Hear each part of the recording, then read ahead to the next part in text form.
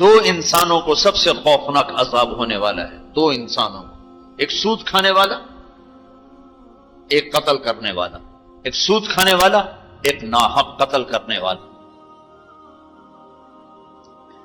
یہ ہمارے نبی کی امت ہے، کسی نے بتایا، کسی نے محنت نہیں کی۔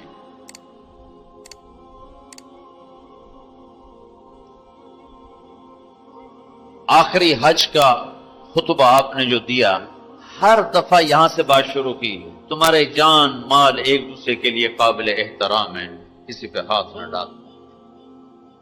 میرے نبی نے کبھی زبان سے کسی کو دکھ نہیں پہنچایا، کبھی زبان سے کسی کا نام لے کر اس کو رسوا نہیں کیا۔ زبان کی لگائی ہوئی آگ ہے جو آج سارے بھڑکتے ہوئے دیکھ رہے ہیں۔ تو بھائیو، محبت سے رہنا سیکھو، معاف کرنا، درگزر کرنا سیکھو، اپنے اللہ کے سامنے جھکنا سیکھو۔ جب قومیں زوال کا شکار ہوتی ہیں، کہتی ہیں یہ فلاں کی سازش ہے، جیسے آج کل کہتے ہیں مسلمان، امریکہ کی سازش ہے، یہ سب یہودیوں کی سازش ہے۔ یہ کراچی کے بینکوں میں جو سود پہ پیسہ پڑا ہوا ہے، یہ امریکہ کی سازش ہے، یہودیوں کی سازش۔ جو رات کو شراب چلتی ہے اور مجرے ہوتے ہیں، یہ امریکہ کی سازش، یہ یہودیوں کی سازش۔ نوجوان اولاد ماں باپ کی نافرمان ہیں، یہ کسی دشمن کی سازش۔ میں ایک جگہ تھا تو ایک لڑکی اپنی ماں کو کہہ رہی تھی بکواس مت کرو، ماں کو کہہ رہی تھی بکواس مت کرو، تو اس کی ماں کے آنسو ایسے گر رہے تھے۔ یہ امریکہ کی سازش۔ اور میرے نبی نے سے پوچھا کہ یا رسول اللہ قیامت کب آئے گی؟ آپ نے فرمایا اللہ کو پتہ ہے کب آئے گی۔ کا کوئی نشانی کہ جب ماؤں کو ذلیل کیا جائے گا تو قیامت آ جائے گی۔ ہمارے زوال کے اسباب باہر سے نہیں ہیں، ہمارے اندر سے ہیں۔ کتنی بڑی لعنت ہے جھوٹ۔ آپ نے فرمایا جب کوئی جھوٹ بولتا ہے تو 3 میل تک اس کی بدبو سے فرشتے بھاگ جاتے، 3 میل تک فرشتے بھاگ جاتے۔ تو پھر پاکستان کا کون سا بازار ہے جس میں کوئی رحمت کا فرشتہ آئے گا؟ کہ ہر دکاندار جھوٹ بول رہا ہے، ہر بڑا چھوٹا تاجر جھوٹ بول رہا ہے، ہر سیاستدان جھوٹ بول رہا ہے۔ ہر سے مراد ہے 100 میں 99 نہیں، 1 لاکھ میں 99,999، کوئی 1 لاکھ میں شاید ایک کوئی سچا مل جائے۔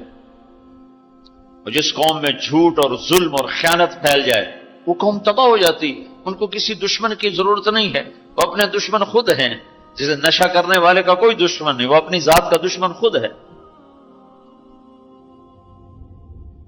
تو ہم اوروں کو الزام نہ دیں کہ یہودیوں نے سازش کر دی اور عیسائیوں نے کر دی اور امریکہ نے کر دی۔ ہم نے اسپین سے آخری ملک تھا یورپ کے سفر میں اسپین، تو قدم قدم پہ میں رویا، قدم قدم پہ میں رویا کہ کس طرح مسلمان آپس کی لڑائی میں ختم ہو کے رہ گئے۔ کہ پاکستان اسپین میرے سامنے یوں آتے تھے ایسے۔ اسپین کی تاریخ، پاکستان کے حالات، اسپین کی تاریخ، پاکستان کے حالات، اسپین کے مسلمانوں کی آپس کی لڑائیاں، پاکستان کے حالات، آپس میں قتل و غارت، پھر پاکستان کے حالات۔ تو اللہ تعالیٰ نے اس طرح ان کو مٹا دیا اسپین سے کہ ایک کلمہ پڑھنے والا باقی نہ بچا۔ مسجد قرطبہ جیسا شاہکار بیچ اس کے گرجا بنا ہوا ہے، صلیبیں لٹکی ہوئی ہیں، بت پڑے ہوئے ہیں، نماز منع ہے، بورڈ لگا ہوا ہے۔ تو میں وہاں محراب کے قریب جا کے کھڑا ہو گیا اور تصور میں دیکھنے لگا کہ یہ وہ جگہ ہے، تاریخ سے سبق نہ لینا بھی بڑا اندھیر پر ہے۔ یہ وہ جگہ ہے جہاں یحییٰ بن یحییٰ اندلسی کے درس ہوتے تھے، علامہ قرطبی کی تفسیر چلتی تھی، ابن عربی کے تصوف کے نکات کھولے جاتے تھے، ابن حزم کے فقہی مقالات سنائے جاتے تھے،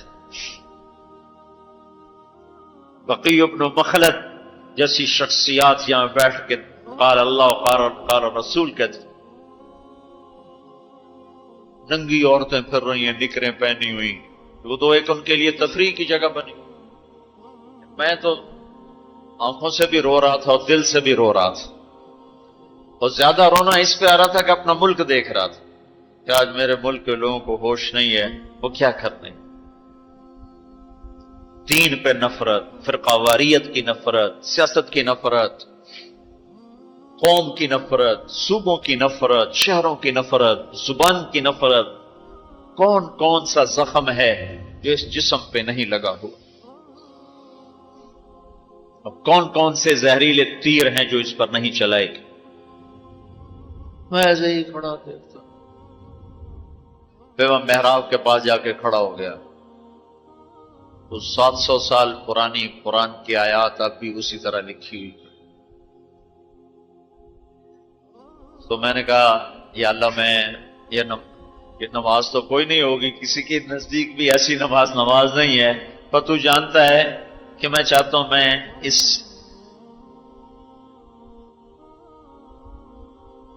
ارے میرے بھائیو، آپس کی نفرتیں مٹا دو اللہ کے واسطے، اپنی جان کے دشمن نہ بنو، معاف کرنا سیکھو، درگزر کرنا سیکھو، فرقہ واریت کی باتیں کرنا چھوڑو، تقریریں سننا چھوڑو۔ تاریخ میری کمزوری رہی ہے، میں بچپن سے تاریخ پڑھتا آ رہا ہوں، یہ تبلیغ میں لگنے سے پہلے ہی ذوق تھا تاریخ پڑھنا۔ جب تبلیغ میں لگے تو مدرسے میں آ گیا تو اور پڑھنے کا لگ گیا، پھر کچھ اللہ تعالیٰ نے یاد اچھی دے دی تو جو چیز پڑھی وہ یاد رہے گی، وہ سارا تسلسل۔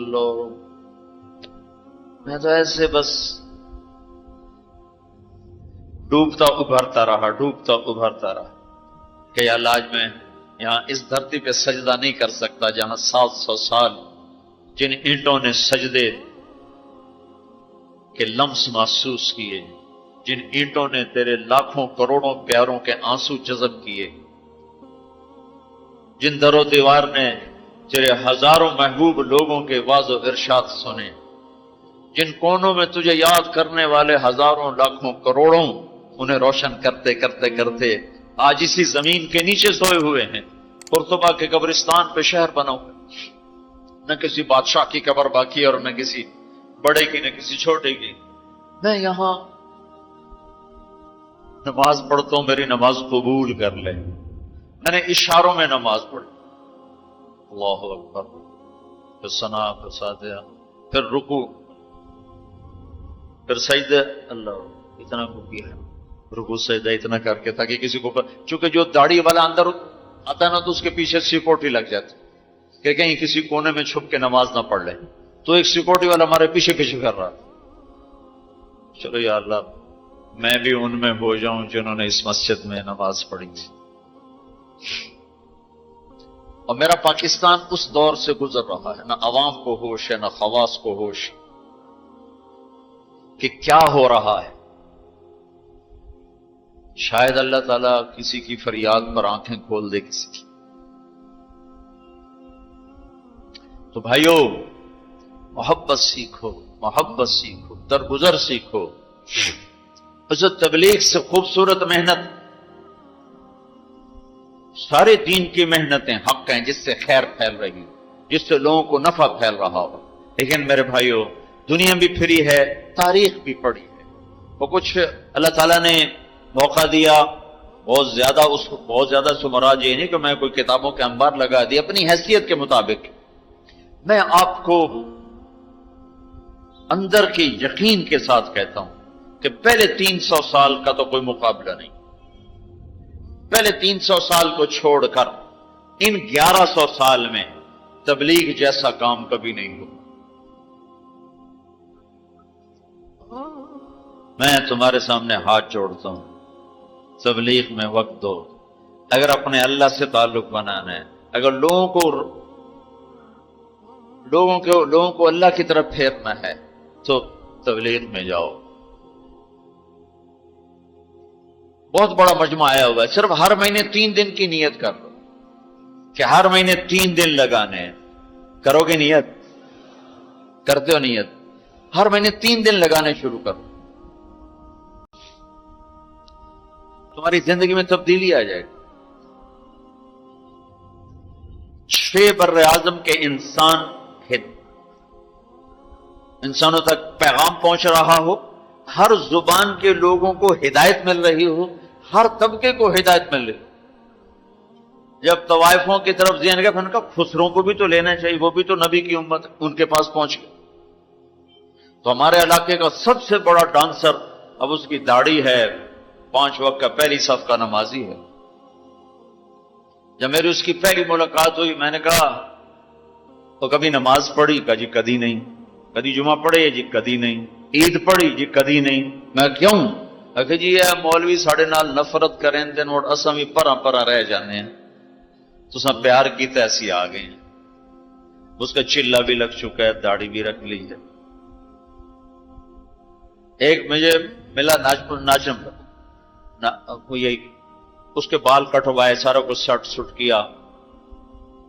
اور کچھ عرصے بعد پھر میں دیکھو نا تو سرخی لگائی، وہ فوٹو بہت ہے نا کی بڑی. اس نے اپنے واقعہ سنا. کہا جی میں مسجد میں گیا نماز پڑھنے، تو مولوی صاحب نے آخیا اے خسرا کدے اندر وڑا ہے، انہوں باہر کٹو، انہوں باہر کٹو. تو وٹیک سنگھ گئی ہماری جماعت 95 میں. تو اس وقت وہ یہ سوشلزم کا بڑا مرکز تھا. تو اس کے جا کے اس سے ملے ہمارے ساتھی، جو بڑا ان کا وہ پریزیڈنٹ تھا، صدر تھا. اس نے کہا جی مسلمان ہوں، کافر نہیں ہوں، سوشلزم سے متاثر ہے. تو اس کی ہم بات کرتے تھے، ہم پر دہریے کا لیبل لگنا شروع ہو گیا، دہریے دہریے دہریے. ایک دن نماز پڑھنے گیا مسجد، ظہر کی نماز تھی، اثر کی نماز، وضو کر لیا تھا اور مسح کے لیے پانی لیا، مسح کرنے کے لیے ہاتھوں میں پانی لیا. تو پیچھے سے مولوی صاحب کی آواز آئی، امام مسجد، اے دہریا اندر کدے وڑا ہے، نو باہر کٹو. تو میں نے وہ پانی یوں کر دیا، اور اس کے بعد آج تک میں مسجد نہیں گیا. اس میں جتنا مجرم وہ ہے، اتنا ہی مجرم وہ امام مسجد ہے جس نے یہ کہا ہے دہریا نو باہر کٹو. تو بھائیو بہت بڑا مجمع بیٹھے ہو اوپر نیچے، اور اکثر نوجوان نظر آ رہے ہو. محبت سیکھو، اللہ سے صلح کر لو، توبہ کرو. یہ جو لوگ چوریاں ڈاکے کر رہے ہیں، ان کے لیے بھی دعا کرو کہ اللہ ان کو بھی ہدایت. وہ اس حال میں مر گئے تو پتہ نہیں کون سی جہنم میں جائیں. تو نیت کرتے ہو سارے؟ ایک نیت میں اور کروایا کرتا ہوں کہ بھئی آج تک جو ہوا آئندہ توبہ، صلح کر کے اٹھیں، اللہ کی بارگاہ میں صلح کر کے اٹھیں. تو اس کی بھی نیت کرتے ہو؟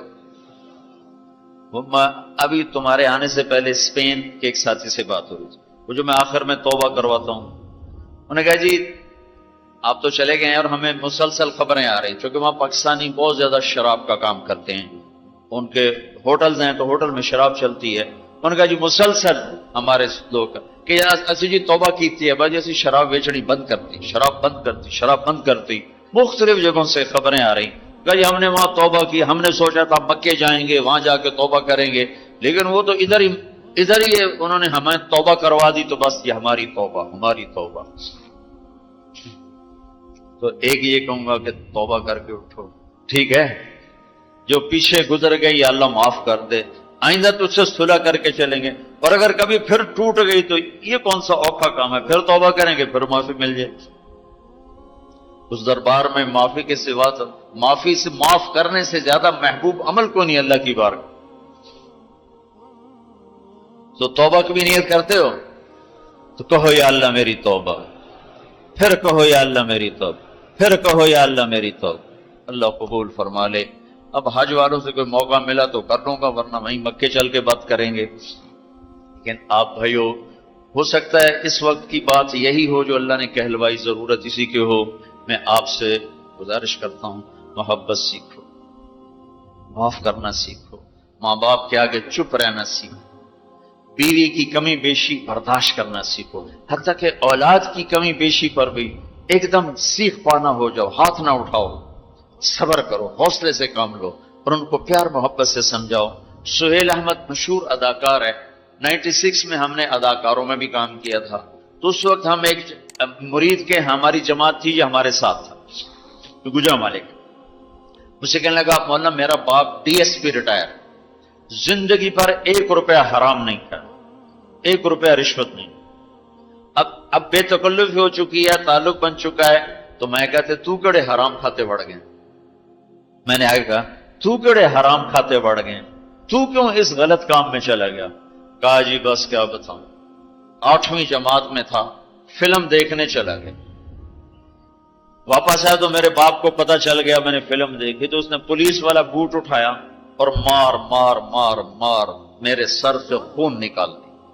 تو میں نے دل میں کہا تو نے مجھے فلم سے روکا ہے، میں تمہیں اداکار بن کے دکھاؤں۔ کہا جی وہ شیطانی ضد پر آج یہ ہو رہا، تو اپنی اولاد کے ساتھ، استادوں تو شاگرد کے ساتھ ہمارے یہاں سختی ہے، اسکول ٹیچر بھی، مدرسوں کے مدرسین بھی بہت شدت کا لہجہ، سختی کا لہجہ، کان پکڑوانے، مارنا پیٹنا، یہ انسانی طریقہ نہیں ہے۔ پہلا جھوٹ ماں باپ سکھاتے ہیں، اولاد پہ سختی کرتے ہیں، وہ جھوٹ بولنا شروع۔ میرے والد صاحب نے نماز سختی سے پڑھانا شروع کی، جب میں گھر میں ہوتا تھا تو اب اللہ گواہ ہے اپنے گناہوں کا ذکر نہیں کرنا چاہیے، لیکن صحابہ بھی کیا کرتے تھے، جاہلیت کے قصے سناتے تھے اللہ کے نبی کو، اپنے باپ کے ڈر سے بغیر وضو کے جا کے نمازیں پڑھیں۔ ایسی شدت نہ ہو کہ زبان چھوٹ گیا۔ 4تھی جماعت میں تھا میں، ہمارے استاد تھے ماسٹر شفیع صاحب رحمۃ اللہ علیہ، بڑے محنتی استاد، اس زمانے کے استاد ہوتے ہی محنتی تھے لیکن مارتے بہت۔ انہوں نے ہمیں حساب کا سوال لکھایا، سلیٹیں ہوتی تھیں اس پر، اب میں کوئی 12ویں نمبر پہ بیٹھا ہوا تھا اور جو جا رہا ہے آتا نہیں، ٹھو ٹھو ٹھو ٹھو، سوٹے بھی مکے بھی، میں کہہ رہا بھی مر گئے، مجھے بھی نہیں آتا تھا، اور میں انتظار کر رہا ہوں کہ یا اللہ میں اس سے نکلوں کیسے، سوال تو آتا نہیں، پکی گل ہے، سوٹے ہی ہیں۔ اب میرا چھوٹا ذہن اور میں سوچ رہا ہوں کہ کیا چکر چلاؤں، کیا چکر چلاؤں۔ تو تھوڑا سا بیک گراؤنڈ یہ ہے کہ چونکہ ہمارا زمیندارہ ماحول تھا تو استادوں کو گھر ہماری طرف سے گندم جاتی تھی، چاول جاتے تھے، گھی جاتا تھا، آٹا جاتا تھا، مکھن جاتا تھا، چینی جاتی تھی، مرچیں جاتی تھی، جو سیزن پہ تو وہ جاتی تھی۔ تو کوئی 2 مہینے پہلے میرے استاد جی نے کہا تھا کہ پتر مرچاں بھجوا دے، ابے نو آکھی مرچاں بھجوا دے، وہ میں بھول گیا کہنا بھول گیا۔ تو میں بیٹھا سوچ رہا ہوں یا اللہ جان کیسے بچاؤں، وہ 2 مہینے پرانی بات یاد آ گئی۔ جب میرے سے آگے 2 لڑکے رہ گئے، اس وقت یہ سارا پچھلا کمپیوٹر کھلا تو میں اٹھ کے گیا، میں نے کہا استاد جی ابا جی پہ آتے ہیں کل مرچاں پہنچ جا سکتے، ابا جی پہ آتے ہیں کل مرچاں پہنچ جا سکتے۔ میں نے کہا شاباش میرا پتر تو بائے جا۔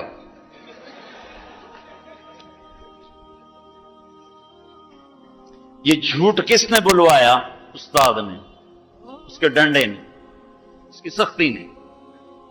ماں باپ سے بھی کہتا ہوں، مدرسے کے علماء سے کہتا ہوں، اسکول کے ٹیچروں سے کہتا ہوں، محبت سیکھو، محبت سکھاؤ۔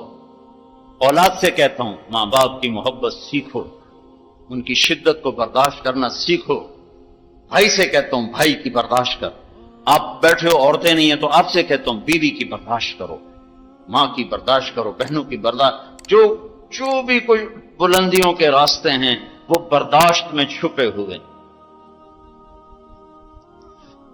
اور تبلیغ میں وقت دو، تبلیغ سے پڑھ کر سارے دین کے کام خیر کے ہیں جس سے لوگوں کو نفع ہو رہا ہے، لیکن جو سب سے اس وقت لوگوں کے لیے خیر بھلائی کا کام ہے وہ یہ تبلیغ۔